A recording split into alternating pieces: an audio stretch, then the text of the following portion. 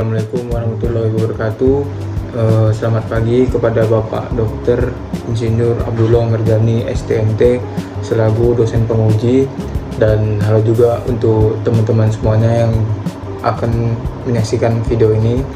Perkenalkan, nama saya Prabu Puji Basyaro dengan NPM 25 10 10 124. Saya adalah mahasiswa program Teknik Industri di kelas 2E Fakultas Teknik Universitas Riau Kepulauan.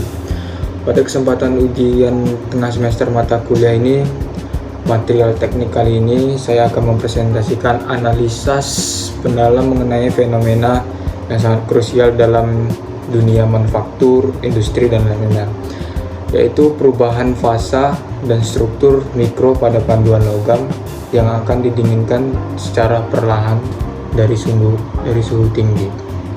Nah, jadi mengapa topik ini tuh sangat penting dibahas dalam bidang teknik industri atau manufaktur ya? Karena dalam proses ini pembuatan komponen mesin, otomotif, mekanikal hingga struktur bangunan, perlakuan panas atau heat treatment adalah sebuah kunci utama untuk menentukan apakah material tersebut akan menjadi kuat, ulet, atau justru rapuh di material yang akan digunakan dalam teknik industri. Adapun yang pertama yaitu adalah proses pendinginan. Panduan logam yang didinginkan secara perlahan dari suhu tinggi sehingga menjadi perubahan struktur yang mempengaruhi sifat mekanik material akhir. Oke, sekarang mari kita bedah alur mendasarnya, yaitu dimulai dari kondisi suhu tinggi kemudian bergerak menuju proses pendinginan sehingga terjadi perubahan struktur eksternal yang menentukan kualitas dari material akhir tersebut. Pada kondisi awal yaitu suhu tinggi, material itu berada dalam fase cair. Awalnya itu dalam fase cair sepenuhnya. Nah, di dalam fase cair ini atom-atom di dalam logam itu memiliki energi termal yang sangat besar dan bergerak secara bebas tanpa adanya ikatan kristal yang mengikat. Kemudian logam masuk ke dalam proses pendinginan secara bertahap. Pada tahap pendinginan ini, suhu material mulai diturunkan yang mengakibatkan energi internal atom menurun, sehingga padatan mulai terbentuk dan atom tersebut mulai tersusun secara teratur pada posisi kristalnya, hingga akhirnya mencapai kondisi suhu terendah atau suhu kamar, di mana material berada dalam fase padat seutuhnya dengan struktur ikatan yang jauh lebih stabil dibandingkan kondisi sebelum didinginkan.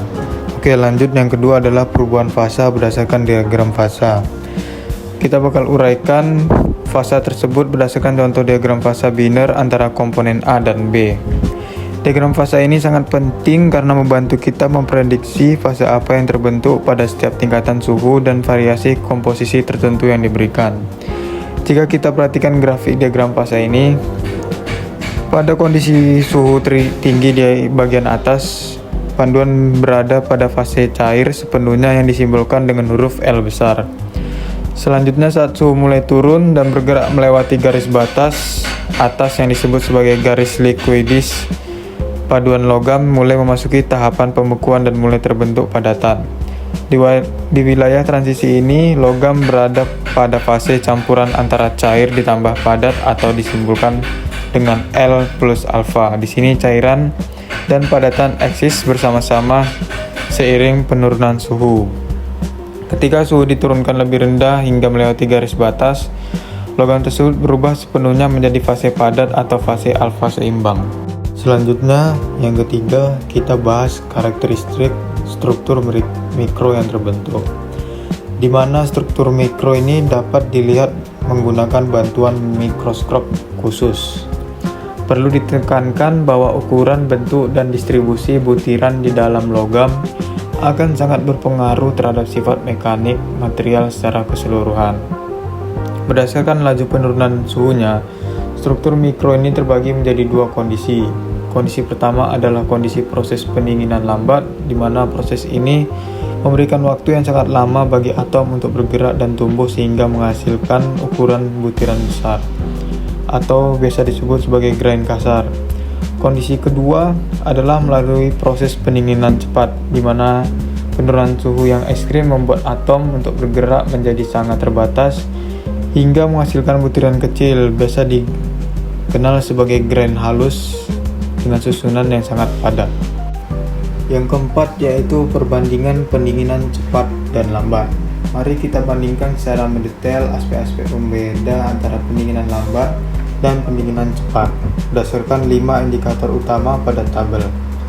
Aspek pertama adalah laju pendinginan, di mana pendinginan lambat memiliki laju yang lambat sedangkan pendinginan cepat memiliki laju yang sangat cepat. Aspek kedua adalah waktu untuk atom, di mana pendinginan lambat memberikan lebih banyak waktu untuk atom bergerak sedangkan pendinginan cepat membuat waktu terbatas untuk atom bergerak.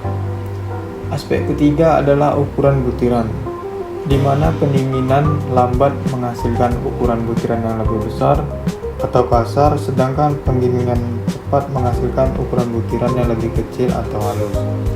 Aspek keempat adalah strukturnya, di mana pendinginan lambat memiliki struktur yang lebih teratur, sedangkan pendinginan cepat memiliki struktur yang lebih rapat. Aspek kelima adalah sifat mekanik umum, di mana pendinginan lambat membuat material lebih ulet, keras, lebih rendah dan mudah dibentuk, sedangkan pendinginan cepat membuat material lebih keras, kerasan lebih tinggi dan keuletan lebih rendah. Selanjutnya yang kelima, kita akan menganalisa pengaruh perubahan terhadap sifat mekanik dan juga material. Analisa mengenai pengaruh perubahan fasa dan struktur mikro selama pendinginan terhadap sifat mekanik material. Proses pendinginan yang tepat sangat penting dilakukan untuk menghasilkan material dengan sifat mekanik yang sesuai kebutuhan aplikasi industri. Dampak ini terbagi menjadi 2 jalur. Jalur pertama adalah pendinginan terlambat yang menghasilkan karakteristik butiran besar, di mana kekuatan material menjadi lebih rendah, tingkat kekerasan pun juga lebih rendah. Namun tingkat keuletan menjadi lebih tinggi. Sifat ketangguhan menjadi lebih baik dan juga material secara fisik menjadi mudah dibentuk. Jalur kedua adalah pendinginan cepat yang menghasilkan karakteristik butiran kecil, di mana kekuatan material menjadi lebih tinggi, tingkat kekerasan menjadi lebih tinggi, namun tingkat keuletan menjadi lebih rendah. Ketangguhan menjadi lebih rendah sehingga menyebabkan material akhir menjadi lebih gitas atau rapuh. Nah, yang terakhir adalah ringkasan alur pendinginan dan pengaruhnya terhadap material.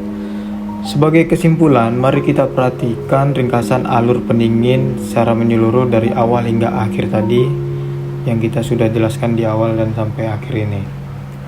Siklus rekayasa ini diawali dari fasa logam cair pada suhu tinggi yang belum memiliki bentuk tetap. Kemudian proses berlanjut ke tahap berikutnya, di mana material mulai terbentuk padatan secara bertahap seiring penurunan suhu.